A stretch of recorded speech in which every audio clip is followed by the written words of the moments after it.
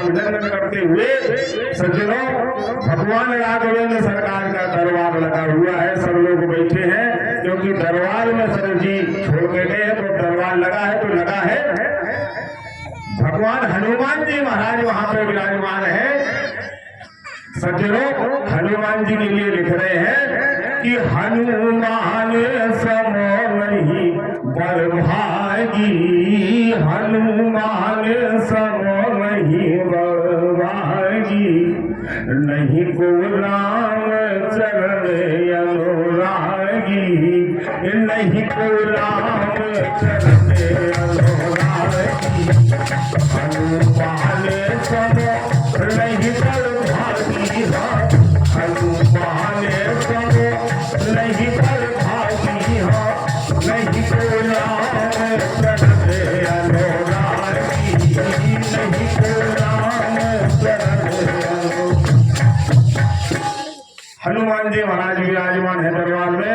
और सज्जनों, थोड़ा सा परिचय, हनुमान जी राम जी के कौन है, कैसे हैं, किसी ने लिखा है, बड़ा अच्छा लिखा है। बोल राजाधिराज महाराज रामचंद्र जी को, राजाधिराज महाराज रामचंद्र जी को, पवन कुमारो महावीर प्राण प्यारो है। बोल संकट जन कंटक झट काटत विकट भट, और दुष्टन पछाड़ दुखी भक्तन उबारो है। बल बुद्धि विद्या सो हीन अति दीन देव, और अपने जीवन में हमें आशीर्वाद तिहारो है। स्वामी हमारो एक अंजलि दुलारो वही, और मोरो रखवारो एक टेढ़ी डालवारो है। मोरो रखवारो एक टेढ़ी डालवारो, घटित घटन सुबह घटन आर पूर्ण करण आर प्रण पुकार के काल हुके काल प्रतिपाल जन दीन के सर्व स्वरूप दान आनंद अपार के रंग कहे राजेश करें कठिन करे सने जिनको निहार करें कुंज मन मार के प्रभु पद प्रीत के प्रदाता परम पूज्य, और प्रणव पदार पवन कुमार के, प्रणव पदार पवन कुमार के। सज्जनों, लिख रहे हैं कि हनुमान सम नहीं बड़भागी, हनुमान जी के बराबर कोई बड़भागी नहीं है। हालांकि बड़भागी की जब बात आती है तो हम आप भी तो बड़भागी हैं,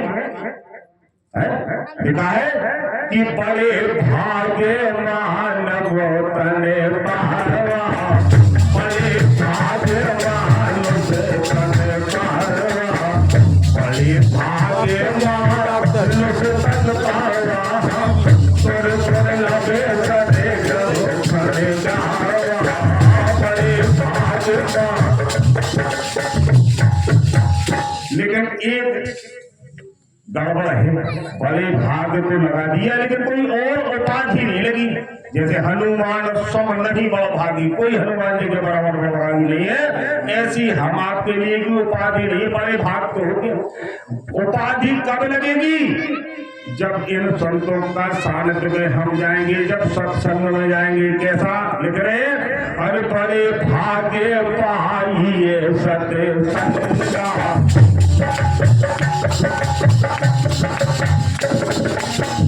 बड़े भाग्य पाइए सत्संग का, लिखते हुए मुझे भंगा, लिखते हुए मुझे भंगा। जब सत्संग में जाएंगे तो एक उपाधि लग जाएगी, बोले निश्चय होए मोह भ्रम भंगा, यानी कि निश्चित बड़भागी हो जाएंगे हम आप। हनुमान जी के बराबर तो नहीं, कि वहां तो लिखा हनुमान सम नहीं बड़भागी, कोई बड़भागी नहीं हनुमान जी महाराज के बराबर। लेकिन अगर सत्संग में गए तो निश्चय वाली उपाधि हम आपको भी मिल सकती है, इसलिए संतों के सानिध्य में जाना चाहिए। अच्छा जरा देखें और भी कोई बड़भागी है क्या? बंदर और भालू भगवान के साथ कदम से कदम मिलाकर चले तो क्या हुआ? लिख रहे हैं बाबा जी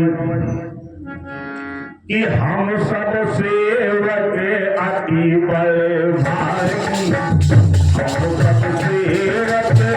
अति बलभागी, हम सब सेवक अति बलभागी। बंदर भालू भगवान के साथ चले तो अति बलभागी हो गए, और हम आप यदि सत्संग में आएंगे तो निश्चित बलभागी हो गए।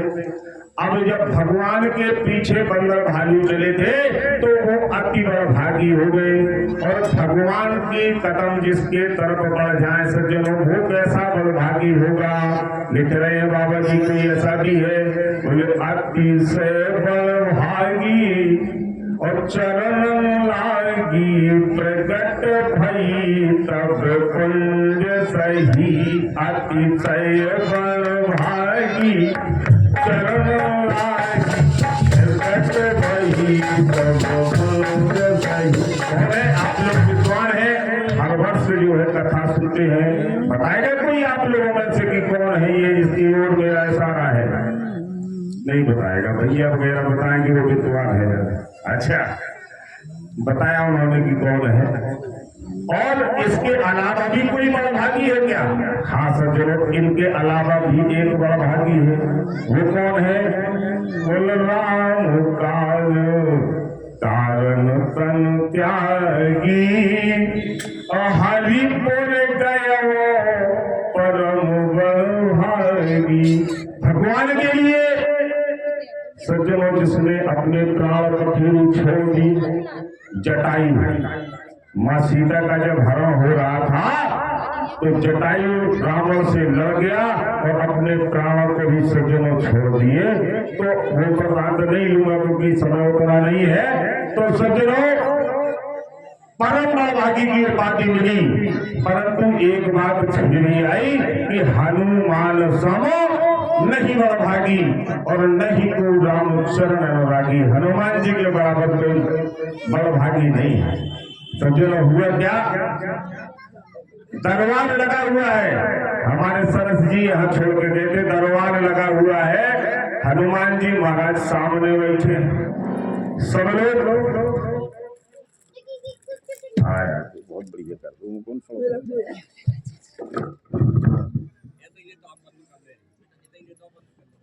जय हो देवी जी। श्री राम सज्जनों दरबार लगा हुआ है। ओए ओए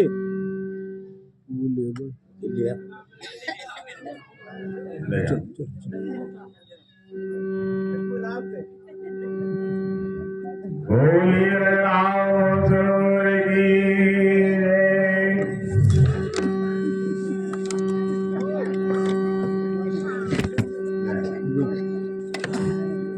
एक बार जयकारा लगाए, बोलिए रामचंद्र की। सज्जनों दरबार लगा हुआ है, सब लोग विराजमान है। दक्षिण में लक्ष्मण जी खड़े हुए हैं, वाम भाग में मां जानकी विराजमान है, और सामने हनुमान जी महाराज बैठे हैं, और राजगण सरकार सिंहासन पर आसीन है, जैसे भी हमारे सरद जी महाराज ने बैठाया था। हुआ क्या कि राम जी हनुमान जी की तरफ देखने लगे। राम जी जब हनुमान जी की तरफ देखने लगे तो हनुमान जी ने भी बोल के राम जी की तरफ देखा, और जैसे ही हनुमान जी ने राम जी की तरफ देखा तो राम जी ने अपना मुख टेढ़ा कर लिया। जब वो मुख टेढ़ा कर लिया तो हनुमान जी फिर नीचे देखने लगे। कुछ देर बाद फिर से हनुमान जी की तरफ राम जी देखे, और राम जी की जैसी निगाह हनुमान जी से मिली, हनुमान जी ने जैसी राम जी की तरफ देखा तो सज्जनों फिर राम जी ने अपना मुख टेढ़ा कर लिया, सीता मैया की ओर देखने लगे। सज्जनों ये प्रक्रिया कई बार हुई, दरबार लगा रहा। जब कई बार इस तरह की प्रक्रिया होती रही तो दरबार जब समाप्त हो गया, मैया जानकी ने जैसे ही राम जी को अकेले में मिले तो बोले प्रभु एक बात समझ में नहीं आई। बोले बताओ। बोले आप जो है हनुमान जी की तरफ देखते थे तो बोले क्या हुआ, वो मेरा पुत्र है, मैं तो देख सकता हूँ, दोनों देखूंगा, मानस पुत्र है मेरा। तो बोले ये बात नहीं है प्रभु, लेकिन जब हनुमान जी आपकी तरफ देखते थे तब आप हमारी तरफ देखने लगते थे या दाएं बाएं देखने लगते थे, ऐसा क्यों? तो राम जी बोले बात बताया। बोले क्या? बोले अगर कोई व्यक्ति किसी का कर्जा लिए हो तो उसकी हिम्मत उससे नजर मिलाने की नहीं होती। तो बोले बात क्या है, आप कर्जा लिएगा? बोले हाँ, मैंने ऐसा कर्जा लिया है कि वो मैं चुका नहीं सकता। बोले महाराज आप तो भगवान है और इस समय आप लोक के रूप में भी राजा है, तो अब तो आप चुका ही सकते हैं हनुमान जी का कर्जा आप लिए है तो। बोले नहीं देवी, मैंने देख लिया है, सुन सुख तो है में नाही और देखो कर विचार मन माही। मैंने बहुत विचार कर लिया कि जो हमें ये कर्जा चुका ही नहीं सकता। बोले ऐसा तो नहीं स्वामी जी, होता कोई कि किसी कर्जे को चुका ही नहीं सकता, जो कुछ किया है अगर तो वो ऐसा करते तो जो है चुक जाएगा कर्जा, और दे दो। बोले वो हो ही नहीं सकता। बोले हो सकता है, अगर ऐसा हो तो। बोले आप बताओ ऐसा हो सकता है क्या? बोले कैसा? बोले पहले हनुमान विवाह करे। बोले हनुमान जी पहले विवाह करें, ऐसा हो सकता है? बोले महाराज ये तो नहीं हो सकता, हनुमान जी विवाह कैसे करेंगे, वो तो ब्रह्मचारी है। बोले पहले हनुमान विवाह करे और लंकेश हरे उनकी फिर नारी और मुदरी ले रघुनाथ चले निज पौरुष लांग पयोधे भारी। बोले जो हमसे नहीं हो सका कि हम समुद्र लाग जाए। बोले ऐसा हो सकता है क्या? बोले बिल्कुल नहीं हो सकता। तो बोले फिर कोई दूसरा उपाय होगा? बोले कोई उपाय नहीं है महाराज।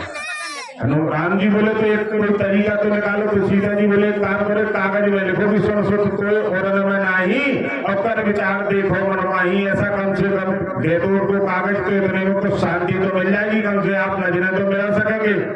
सज्जनों हुआ क्या, दूसरे दिन फिर से दरबार लगा और राघवेंद्र सरकार जैसे ही राजगद्दी पर बैठे हनुमान जी महाराज सामने आके बैठ गए और जैसे ही जो वो कागज राम जी ने हनुमान जी को दिया, हनुमान जी ने जैसे ही वो कागज लिया और देखा उसमें लिखा था सुन सुख को उड़न में नहीं और कर विचार देखो मनमाही। हनुमान जी महाराज ने तुरंत राघवेंद्र सरकार से पूछा। बोले प्रभु मेरी समझ में नहीं आ रहा है कि ये क्या लिखा है आपने। बोले नहीं हनुमान देखो ऐसा है, मुझसे जो भी मिलता है, मेरा जो भी नाम लेता है, एक बार अगर नाम धोखे से भी निकल जाता है तो उसका भी उद्धार हो जाता है। और तुमने मेरे लिए बहुत किया। और बोले मैं लौकटता में बताऊं?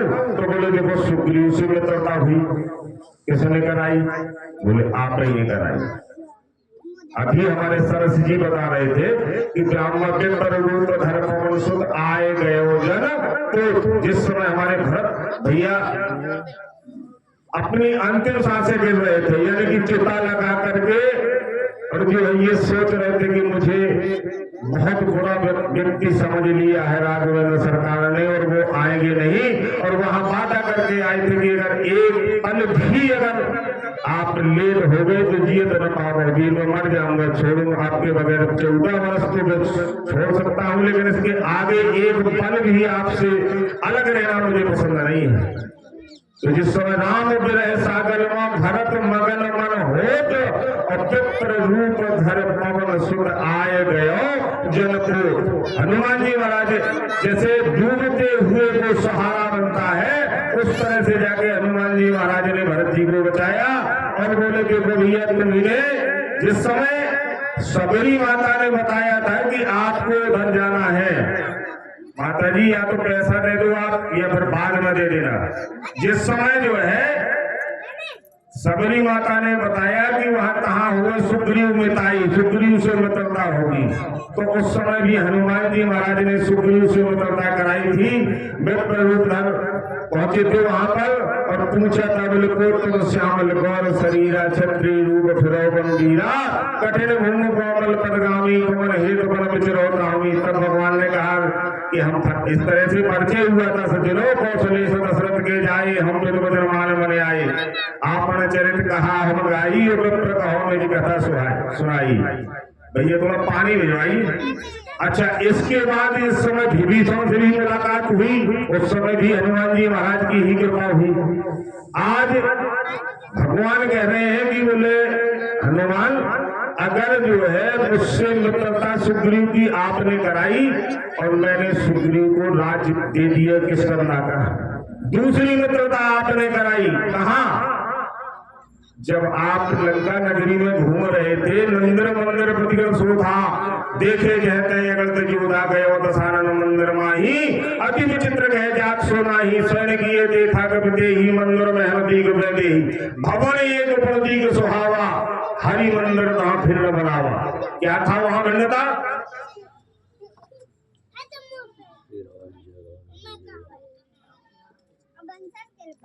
रामायुध अंकित ग्रह शोभा बरन है, नव तुलसी का ब्रह्म कहा देखे हर्ष कपिला है। मनमोह तरक करे कपि लागा और ते ही समय विभीषण जागा। राम राम कहीं सुमरन किया हृदय हर्ष का विसर्जन कीना, ऐसा हट कर रहो पहचानी। अब देखिए आप अभी एक दिन हमारे स्वामी जी से कुछ लोग यहाँ पे पूछ रहे थे, तो मैं तो जल्दी में था तो मैंने कहा देखो हमारे हनुमान जी महाराज विदेश में है और गुप्त रूप में है, लेकिन उन्होंने पहचान लिया कि ये व्यक्ति कैसा है।